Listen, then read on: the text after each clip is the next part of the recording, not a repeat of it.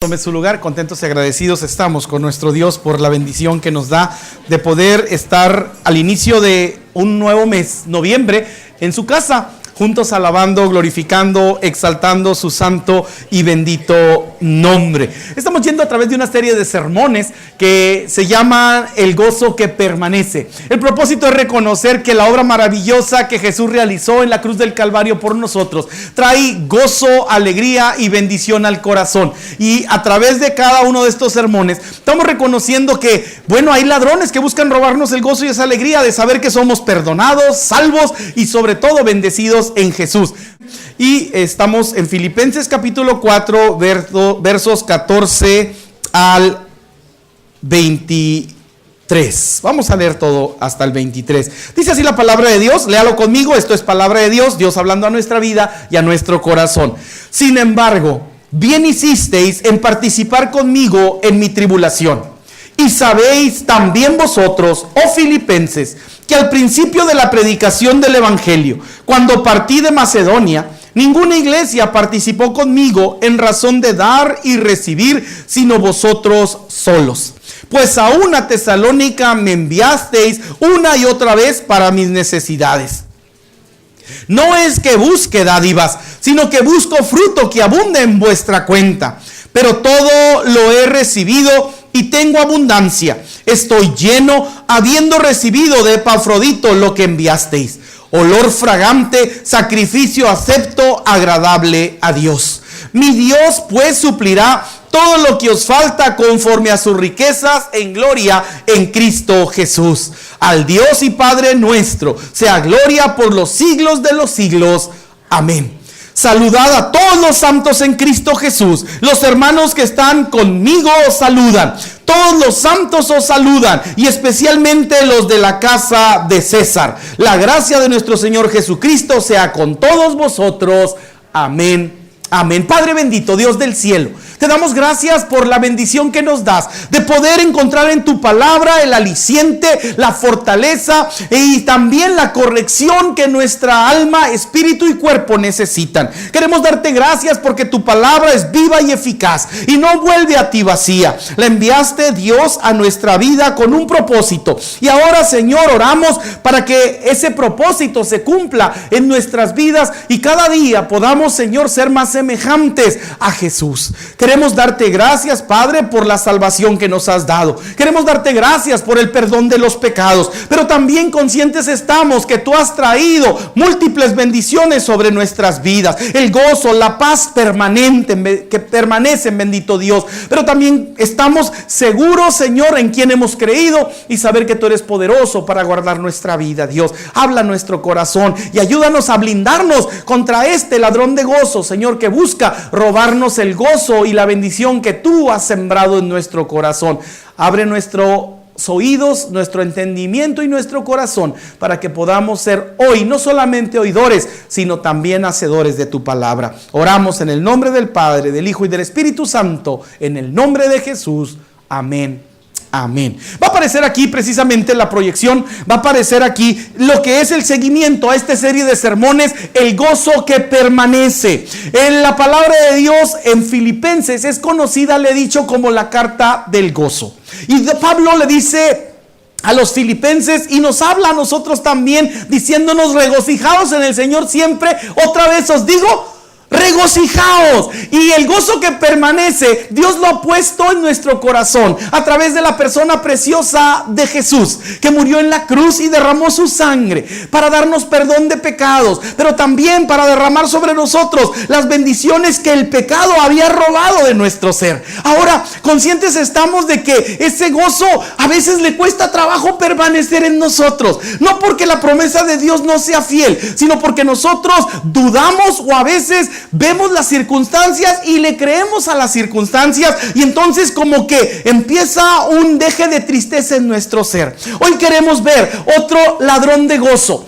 ¿Cómo puede ese gozo permanecer con tantas necesidades a nuestro alrededor?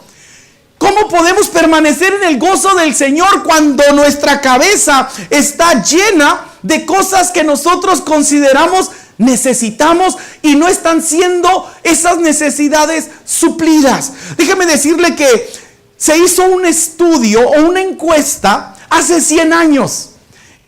En los Estados Unidos, hace 100 años se hizo una encuesta preguntando a la gente cuáles consideraba eran las necesidades básicas para la vida.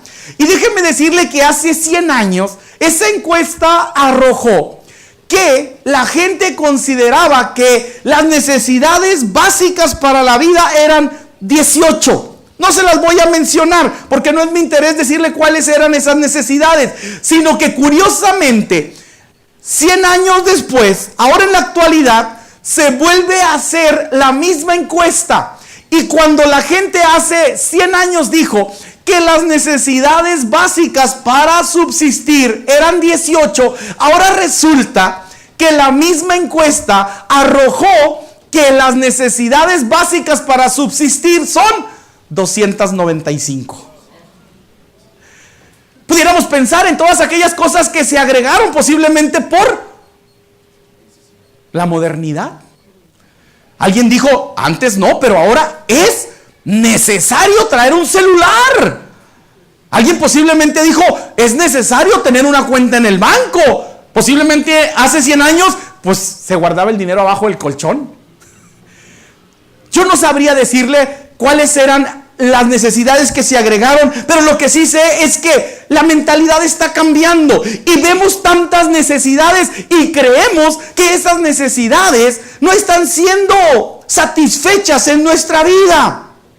Y entonces decimos, ¿cómo puede permanecer el gozo de Dios en mi corazón cuando hay tanta necesidad a mi alrededor? Porque a veces considero que Dios no está supliendo la necesidad de la gente a mi alrededor. Y digo, mis vecinos yo los veo con tantas carencias. Y bueno, a lo mejor si lloro por los vecinos, pues Dios me va a bendecir también en mis carencias. Y entonces empezamos a pensar, ¿cuántas necesidades insatisfechas hay? ¿Cómo puedo tener gozo cuando hay tanta carencia? Y por ahí nos da el síndrome de Jorgeis.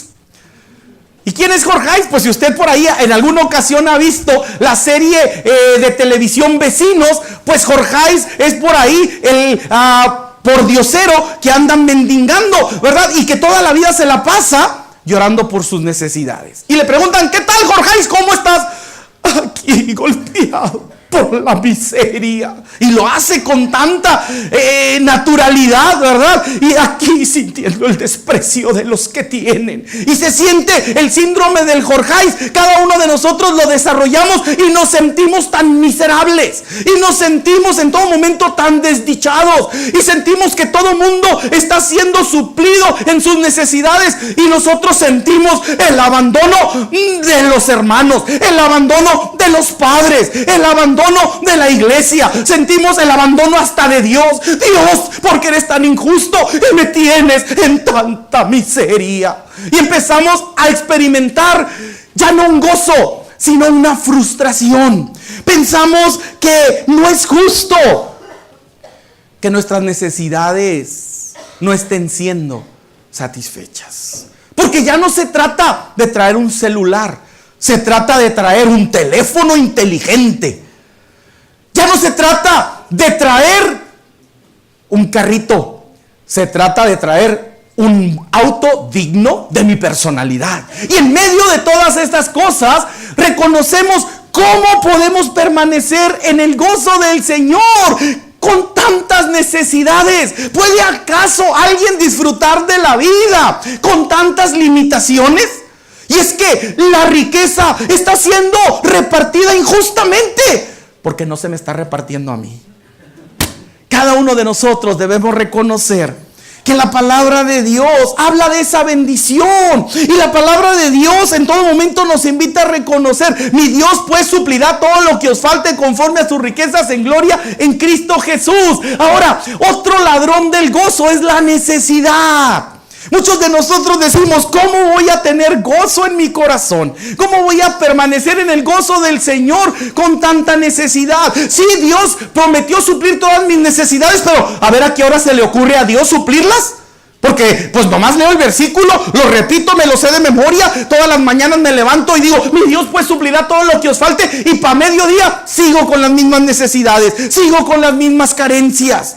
Déjame decirte que precisamente la promesa de Dios está ahí. Filipenses 4:19, mas mi Dios pues suplirá todo lo que os falte conforme a sus riquezas en gloria en Cristo Jesús. Y la promesa es bien clara y lo vamos a ver en el sermón. La fuente es Dios.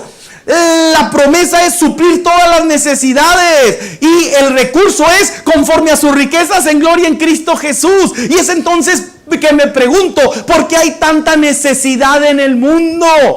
¿Por qué hay tanta gente carente de las necesidades, yo digo, básicas para la subsistencia?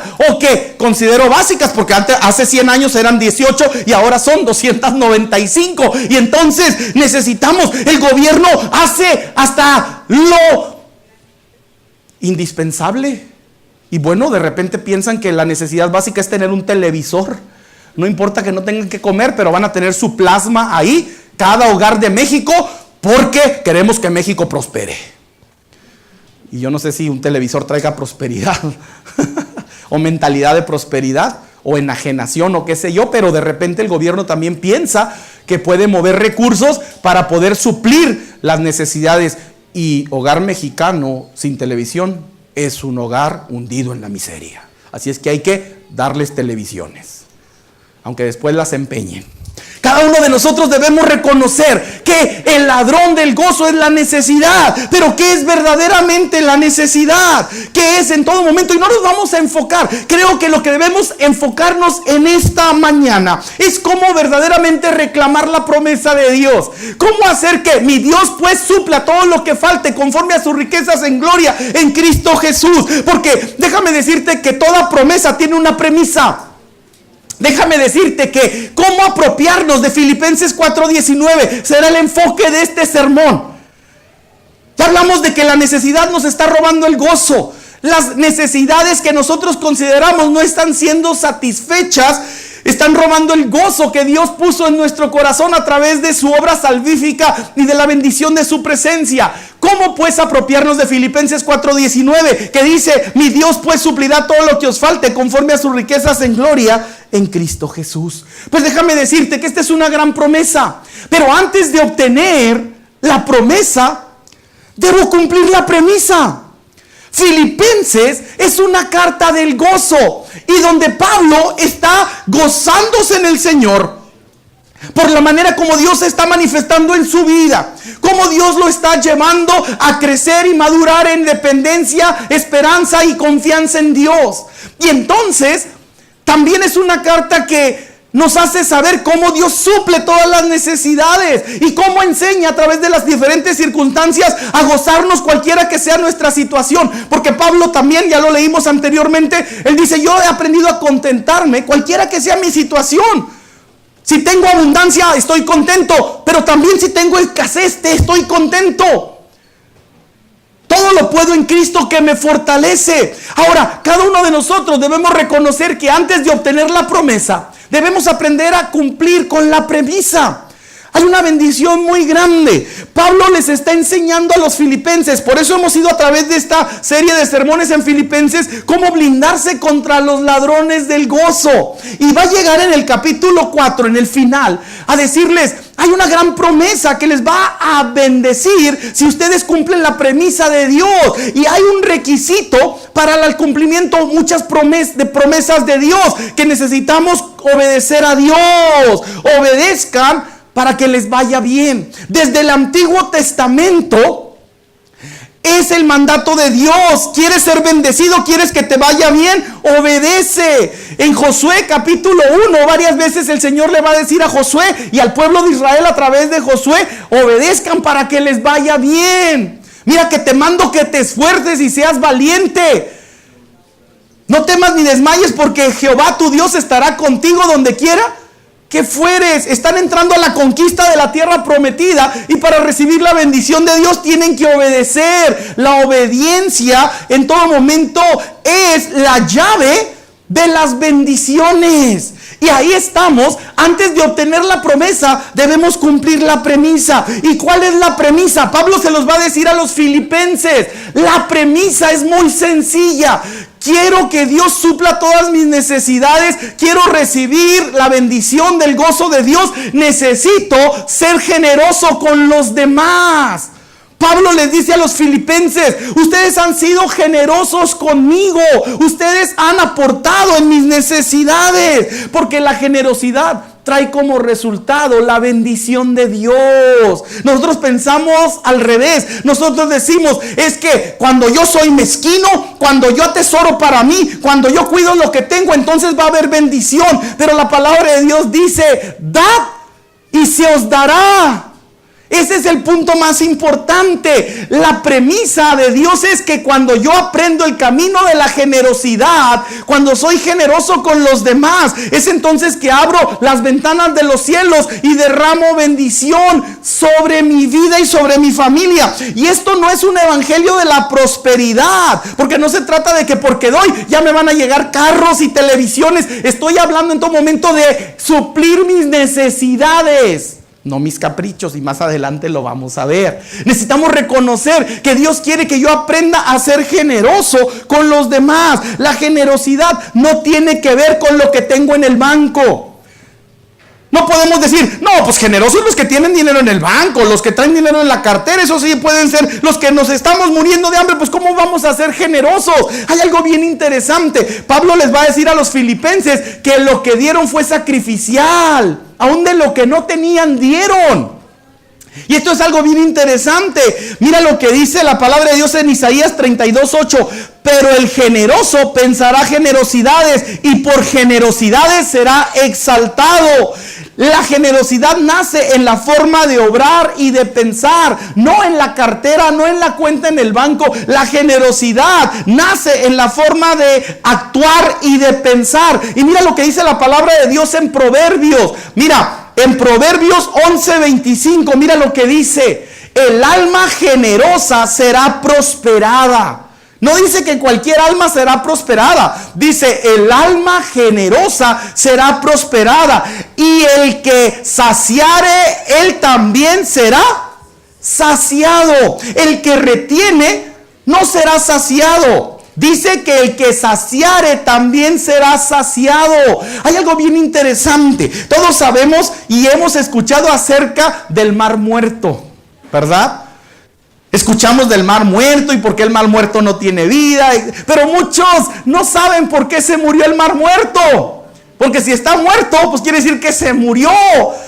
Pero ¿por qué se murió el Mar Muerto? Miren, el Mar Muerto está ahí en la parte baja, ¿verdad?, de la región de Israel, allá de Palestina. Y curiosamente hay dos mares: el mar de Galilea, que está en la parte de arriba, o el lago de Galilea, que también se le conoce así, y abajo está el Mar Muerto. Ambos lagos, ambos mares se alimentan de las cordilleras del norte. Sin embargo, el mar de Galilea es un mar lleno de vida. Ahí es donde sucedieron muchísimos de los milagros de Jesús, de la pesca milagrosa, etcétera, etcétera. Ahí, ¿verdad?, cuando la tormenta y el Señor calmó, sucedieron ahí en el mar de Galilea. Y este es un mar vivo, lleno de vida. Es un mar en todo momento donde los pescadores se pescan y de ahí subsisten. Sin embargo, bajando en la región, abajo está el Mar Muerto. Y aunque ambos mares se alimentan del mismo afluente, el Mar Muerto está, como lo dice su nombre, muerto. No hay vida, hay concentración de minerales, de sales. La vida no se da ahí, ni siquiera las plantas crecen. Y como no hay plantas, pues los peces no se pueden alimentar de nada porque no hay. Y la misma salinidad y el mismo salitre y los minerales son tan densos que toda vida muere. ¿Y cuál es la diferencia? Pues alguien dice, ¿verdad?, tómelo a chiste si quiere, que lo que pasa es que el mar de Galilea recibe el afluente del norte y disfruta lo que puede, pero no lo retiene todo, sino que lo deja fluir y comparte para que la vida continúe. A diferencia, el Mar Muerto nomás abre la bocota y recibe, pero no deja salir nada. Y entonces su agua está estancada, contiene demasiados minerales. Y por ser mezquino y no compartir, se condensa en sí mismo y murió. Y ahora usted ya sabe por qué se murió el Mar Muerto. Pero Pero muchos de nosotros también de la misma manera no somos un mar de Galilea. Somos un mar muerto. Queremos la bendición de Dios y extendemos las manos y abrimos la boca para recibir esa bendición. Pero no queremos que esa bendición fluya. Y somos mezquinos y decimos, no, ¿qué tal si mañana no tengo? Así es que hoy por mí, mañana por mí y pasado también. Y nos morimos en nuestra mezquindad. Debemos reconocer la promesa. El alma generosa será prosperada. Pero aquella alma mezquina, aquella que escatima, aquella que nomás está sencillamente pensando que yo soy el único necesitado y a mí me tienen que ayudar, y por qué ayudan a otros y no a mí, sencillamente esa alma se muere en su propia mezquindad. Y luego la palabra de Dios continúa enseñándonos, mire, y nos dice ahí en Lucas 6:38, esta es la traducción del lenguaje actual: denles a otros lo necesario. Y cuando tú le des a otros lo necesario, Dios les dará a ustedes lo que necesitan. En verdad, Dios les dará la misma medida que den a los demás. Si dan trigo, recibirán una bolsa llena de trigo, bien apretada y repleta, sin que tengan que ir a buscarla. Dice la palabra de Dios: den a los demás lo que necesitan y Dios suplirá lo que ustedes necesitan. Es en todo momento este principio de compartir, de ser generoso. La premisa en todo momento es que debemos aprender a compartir con los demás. Lo poco que tenemos, aprendamos a compartirlo para que la bendición de Dios siga fluyendo. Es hermoso ver a los pequeños cómo tienen esa habilidad en todo momento de ser generosos. Y nos sorprenden las imágenes ahora que se comparten tanto en el Face, que se comparten tanto por los medios de internet. Y vemos allá los dos niños en el kinder y un niño ahora sentado con otro niño partiendo su lonche para compartirle, ¿verdad? Y lo ve la mamá y: chamaco, no ande haciendo eso. Los adultos luego tendemos a limitar. En todo necesitamos ser como los niños. El niño es generoso por naturaleza. Al principio al más pequeño le cuestan mis juguetes, pero luego cuando le enseñamos empieza a compartir. Empieza en todo momento a tener una mente de generosidad. Sin embargo, de repente por ahí el adulto metemos la cuchara y empezamos a hacer a los niños mezquinos. Chamaco, es suyo, no lo ande compartiendo, nadie lo va a cuidar como usted lo cuida, eso, y costó tanto. Y empezamos con esa mentalidad de mezquindad. La palabra de Dios dice: denles a otros lo necesario. ¿Y qué dice? Y Dios le dará a ustedes. ¿Con quién estás compartiendo? ¿Te sientes que tus necesidades no están siendo suplidas?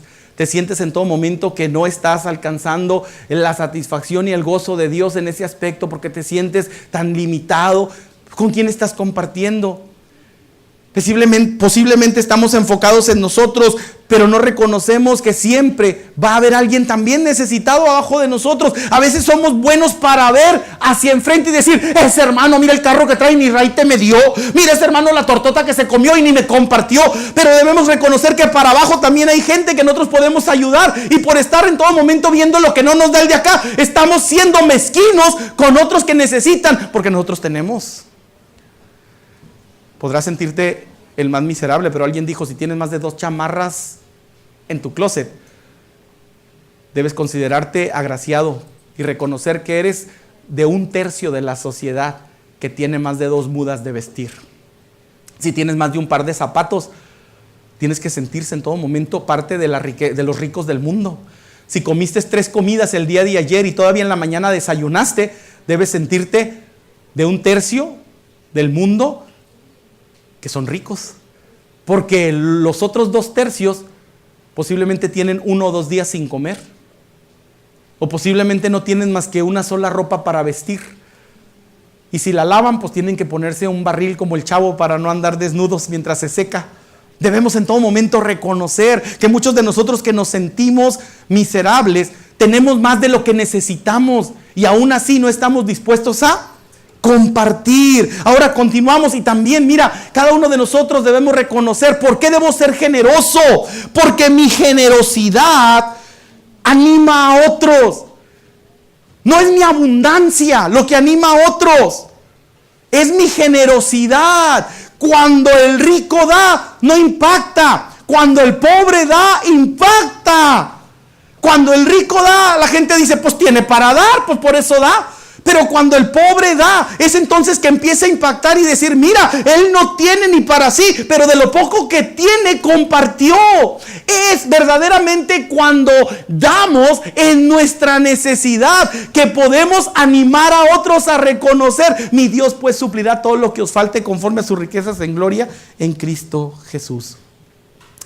Recuerdo cuando me tocó ir las primeras veces a Filipinas, ¿verdad? Las primeras veces a Filipinas íbamos americanos, mexicanos y algunos otros de otras nacionalidades. Y recuerdo yo que una de las cosas, ¿verdad? Y no en lo personal, sino como mexicano, nosotros íbamos impactando. Porque el americano decía, no, nosotros sabemos que el americano viaja por todo el mundo y tiene recursos. Pero que un mexicano ande acá, ¿cómo le hizo?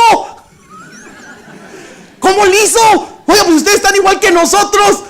Yo le decía, Dios suple, créanle a Dios, ¿verdad? En todo momento, cuando el pobre hace misiones, cuando el pobre comparte, es cuando impacta. En mi necesidad, los filipenses compartieron con Pablo y fue sacrificial, no porque estaban en una necesidad. En todos los de Macedonia estaban en necesidad, sin embargo los filipenses de su pobreza dieron, dice Pablo, y les alaba. Cuando en todo momento soy generoso, mi generosidad anima a otros a reconocer verdaderamente Dios nos da lo suficiente, tanto que nos permite poder compartir con otros. Mira, la iglesia de los filipenses no era una iglesia próspera, no era una iglesia rica, ¿sí?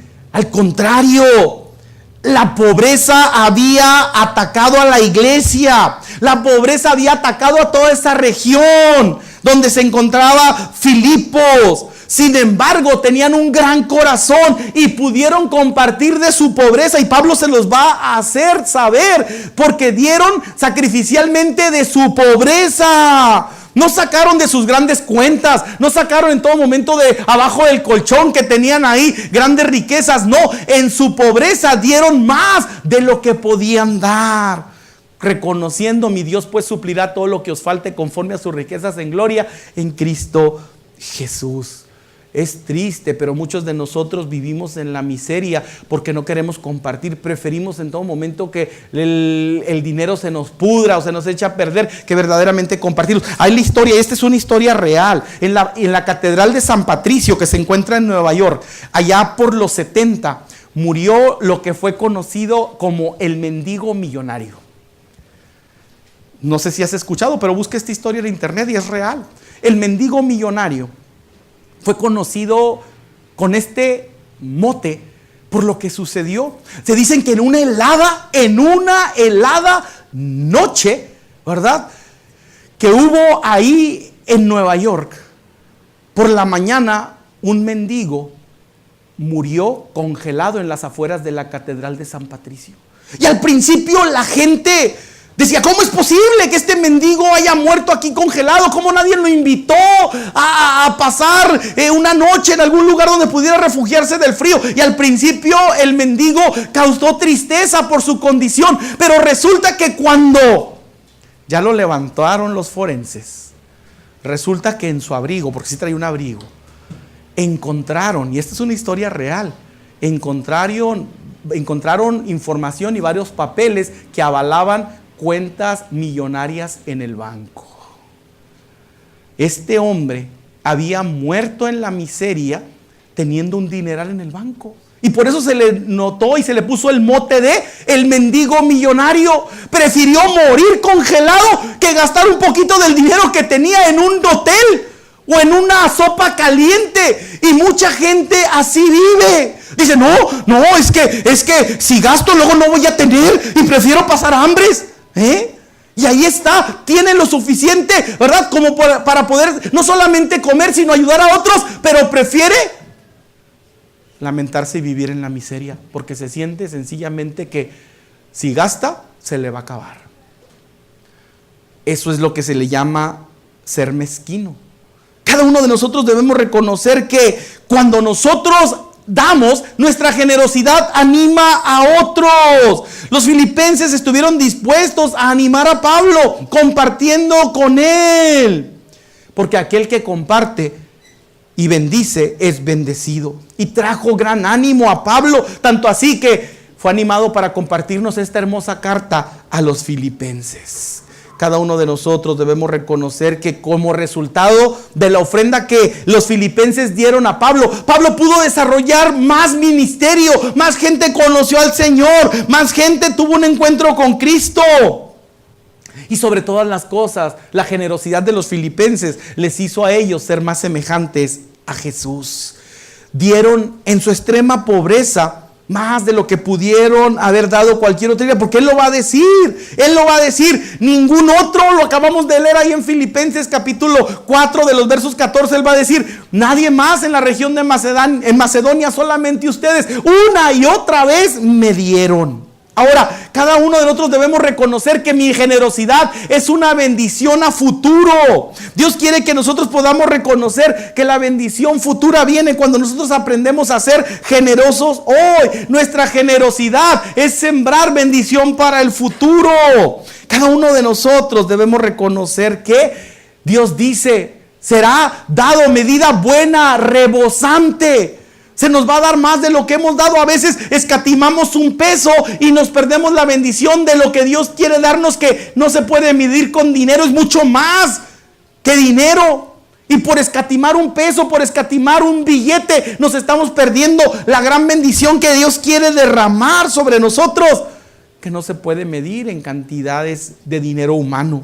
Necesitamos reconocer que cuando nosotros damos, estamos acrecentando nuestra cuenta en el cielo.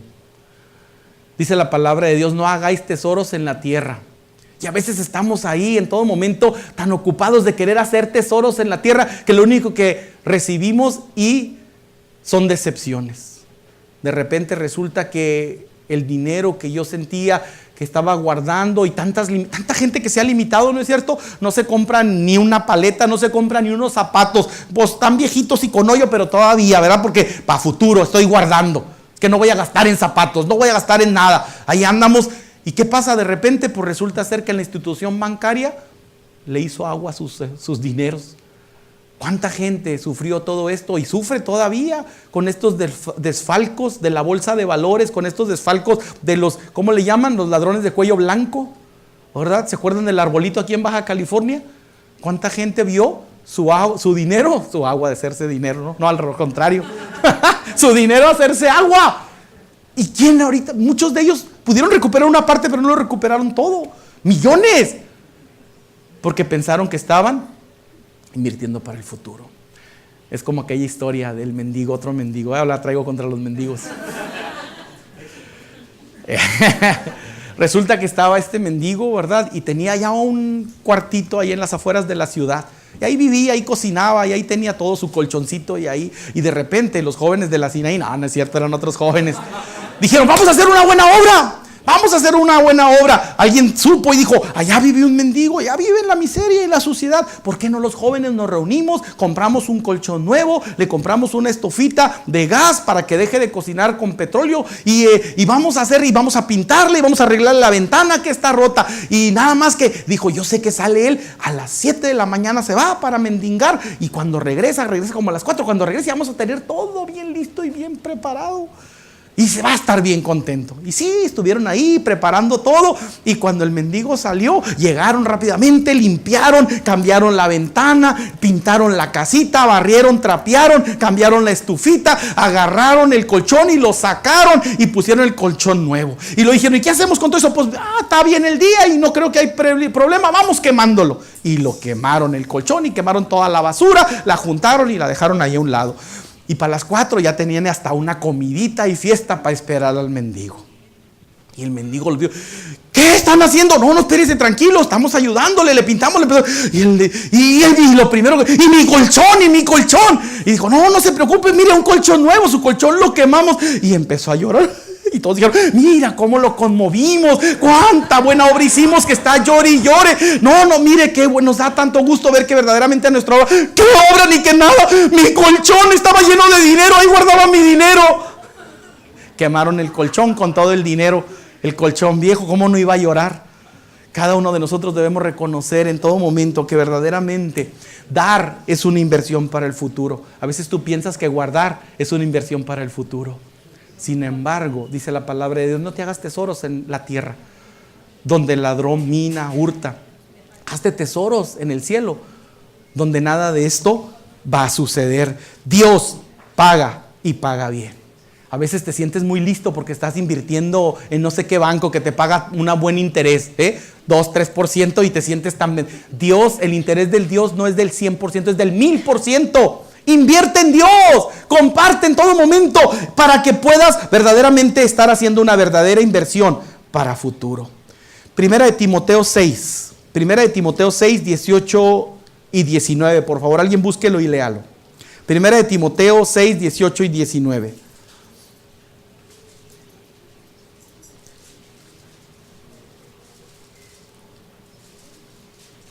Esgrima. Primera de Timoteo 6, 18 y 19. Fuerte. Que hagan bien, que sean ricos en buenas obras, dadivosos, generosos, atesorando para su buen fundamento, para el porvenir, que echen mano de la vida eterna. Así es, ¿verdad? Que hagan bien. No se está hablando de dinero, no significa, algunos dicen, oh, el pastor está... No, se trata de invertir en buenas obras, invertir en lo que verdaderamente vale la pena y reconocer al final de cuentas que mi generosidad es una bendición a futuro, pero también mi generosidad es un sacrificio a Dios. El sacrificio de hoy será el éxito de mañana. Muchos de nosotros queremos tener éxito, pero no queremos pagar el sacrificio. El sacrificio en todo momento de una carrera futura exitosa es el sacrificio del estudio de hoy. Pero muchos jóvenes no quieren sacrificar el deporte, no quieren sacrificar las pachangas, no quieren sacrificar el tiempo de juego y quieren ser profesionistas exitosos.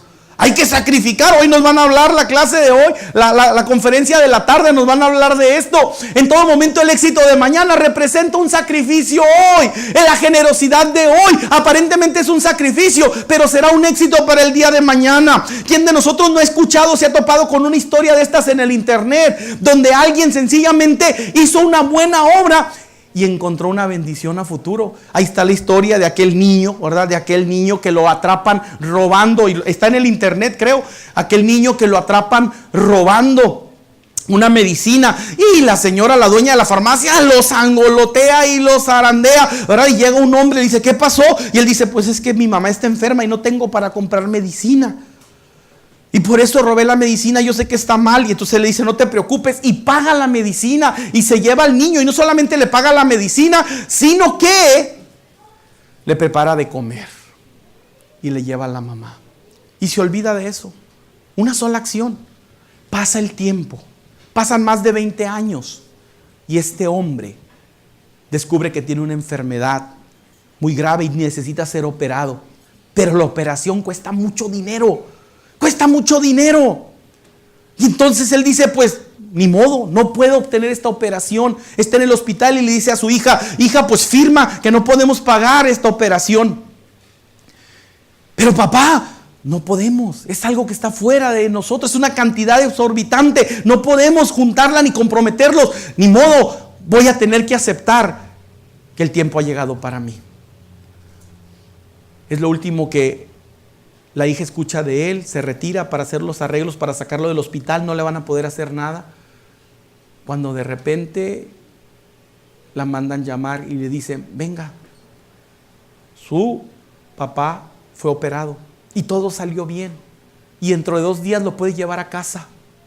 Y entonces están ellos ahí en el cuarto ya con el papá, ya despertó de la anestesia, y le dice, ¿qué pasó? Pues te operaron, papá, pero te dije que no me operaron, no tenemos para pagar. Y dijo, y de hecho, dijo, ya me dieron la cuenta.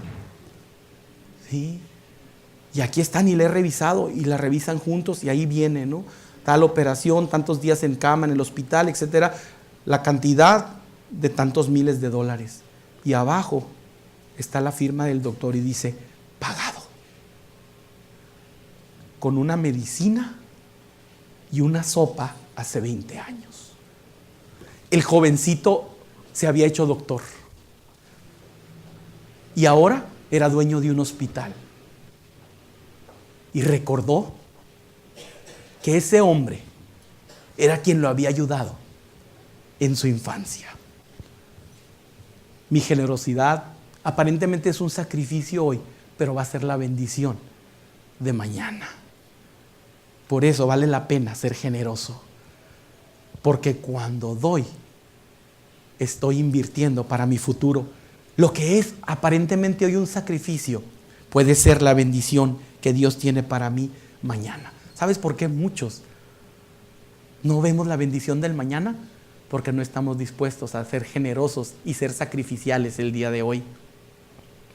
Jesús, para poder bendecirnos hoy, tuvo que sacrificarse en la cruz por nosotros en el pasado.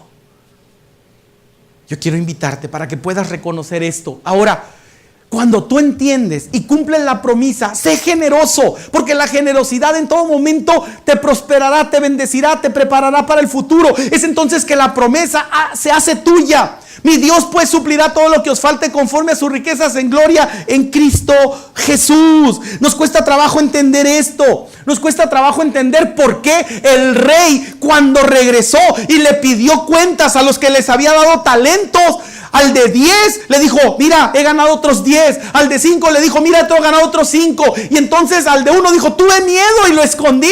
Y le dijo, siervo infiel, siervo necio, lo hubieras metido al banco y aunque se hubiera recibido los intereses, quítenle lo que tiene y déselo al que tiene más. Y tú dijeron, pero ¿cómo si tiene más?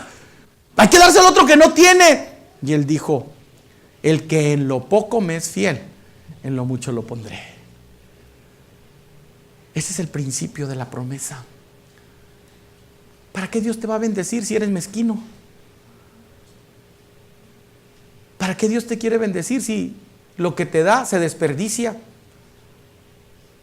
Es triste, pero ¿sabes por qué el alimento en el mundo es tan caro? Esa es una verdad, y no creo en ninguna teoría de la conspiración, pero yo sé que mucho del alimento es caro porque las industrias prefieren tirarlo, derramarlo en el mar. Porque entonces ya no hay negocio. ¿De qué sirve que en todo momento el arroz salga más barato y todo el mundo pueda comprarlo? Entonces ya no me voy a hacer rico. Y hay industrias que prefieren, y esto es historia y se ha documentado, que prefieren cargar en todo momento barcos de arroz, de frijol, no para ir a llevarlo allá a África y a los lugares de necesidad, para ir a derramarlo en el mar, para poder seguir controlando el precio de estos alimentos. El petróleo, por eso estamos con esa batalla que sube, baja el petróleo, porque es una lucha entre los petroleros en subirlo y bajarlo. ¿Para qué? Para seguir manipulando. Hay otras y muchas fuentes de energía más sustentables, más saludables, pero entonces los grandes petroleros vendrían a la miseria y las grandes naciones que dependen del petróleo también se les caería su poder. Pero la palabra de Dios dice, la promesa es, mi Dios pues suplirá todo lo que os falte conforme a sus riquezas en gloria en Cristo Jesús. ¿Y cómo podemos saber que esta promesa se cumple y es real? Pues precisamente, ¿por qué? Porque la fuente de la promesa es Dios. Si la fuente de la promesa fuéramos nosotros, si la fuente de la promesa fueran las industrias de este mundo o los bancos de este mundo, pues entonces ahí sí, que Dios nos agarre confesados. Pero la promesa y la fuente de la promesa es Dios. Mi Dios es más grande que mi problema. Mi Dios es más grande que mi necesidad. Mi Dios es más grande que mi enfermedad. Por lo tanto no temeré y reconoceré. Mi Dios pues suplirá todo lo que falte. Si es economía, Dios la va a suplir, lo necesario. Pero Dios prometió cumplir ¿qué? Suplir todas mis necesidades, no mis caprichos. Ahora también Él ha dado métodos para que estas necesidades sean suplidas. ¿Cuál es el método para suplir mis necesidades económicas? ¿Cuál es el método que Dios ha puesto para suplir mis necesidades económicas? El trabajo. Hasta ahorita yo no sé de nadie que diga, me quiero hacer rico, y cruce los brazos, se siente y se rasque el ombligo y a los 3 días sea millonario. Hay que trabajar, tanto así que la Biblia dice, el que no trabaja, que no coma. Y nosotros, ay, qué malo, mira, no le dio de comer a ese indigente. Pero si el indigente no quiere trabajar, pues que no coma. Porque luego de repente, y no estoy diciendo ninguna herejía, denme para un taco, límpiame el carro. Ay, le pedí dinero, no trabajo. Sale regañado uno. Sale regañado uno. Le pedí dinero, no trabajo. Ahí estamos regañados. Y luego los cristianos queremos ser más buenos que Dios. Te roba el ladrón y terminas bendiciéndolo. Bendice al ladrón, Señor. No, bendícelo, confróntalo con su pecado. No lo bendigas. De veras. Esto es bíblico. El que anda mal debe pagar las consecuencias de su pecado. Pero luego los cristianos queremos vernos muy espirituales, ¿verdad? Ay, oren por el ladrón que me robó, a ver, para que Dios lo bendiga y se arrepienta. Pues si lo bendice no se va a arrepentir. Porque para él bendición es que le ponga otros más cabezones que tú para que dejen el carro ahí y le siga robando. ¿Me explico? Entonces, en el nombre de Jesús, dile: Señor, confróntalo con su pecado, ¿verdad? Y que pague las consecuencias de su pecado para que se arrepienta. Porque si no entiende, pues tiene que ser confrontado con su realidad. Pero nosotros queremos ser más buenos que Dios y decimos: no sé, bendícelo, Señor. Tantito más y le vamos a dejar la cartera ahí afuera. Señor, para que ya no ande robando, ahí le voy a dejar mi cartera. Mi Dios es más grande. La fuente de la promesa es Dios. Número 2, también la medida de la promesa. Dios no tiene límites. Mi Dios pues suplirá, ¿qué dice? Todo lo que os falte conforme a sus riquezas. Todo. Él promete suplir todas nuestras necesidades. Entonces le voy a pedir mi Lamborghini que tanto he soñado. La mansión allá en Cabo. En Cancún, para prestársela a los jóvenes ahora que vayan. Porque luego Señor, si me dejas que me saque la rifa de la mansión en Cancún, se las presto a los jóvenes para el Congreso. Señor, si me saco la lotería, el 10% para construir tu templo. Así somos. Sí, todavía por eso muchos, ¿verdad? En todo momento que les hablan y no, que se sacó un premio y es un scam, ¿cómo se dice? Un fraude, ¿verdad? Una estafa. Pero oré, pastor, y aún así me estafaron. Si es tu voluntad, Señor, que se cumpla. Pues no, mis amados hermanos, la medida de la promesa es todas las necesidades, no los caprichos. ¿Cuántos caprichos va a cumplir Dios? Ninguno. Él no prometió cumplir caprichos, solamente suplir nuestras necesidades. ¿Cómo sé que Dios lo ha hecho? Porque todavía sigo vivo. Todavía respiro. Él ha suplido todas mis necesidades, tanto aquí que estoy. Y yo les digo todavía, y hasta cachatoncito, mire. La medida de la promesa es total. Dios no tiene límites. Si tú eres generoso, Dios va a ser generoso contigo. Esa es la promesa y la premisa. Ahora, lo último también. ¿Qué más? Los recursos de la promesa. Todas mis necesidades conforme a sus riquezas en gloria en Cristo Jesús. Los bancos del mundo tiemblan ante las crisis. Los bancos del mundo en todo momento tiemblan ante la movida del petróleo o el precio del oro. Pero el banco del cielo nunca tiembla. Nunca tiene crisis. No entra en recesión. Dios no dice: por favor, ahora no pida ninguna necesidad porque el banco del cielo está en recesión. ¿Verdad?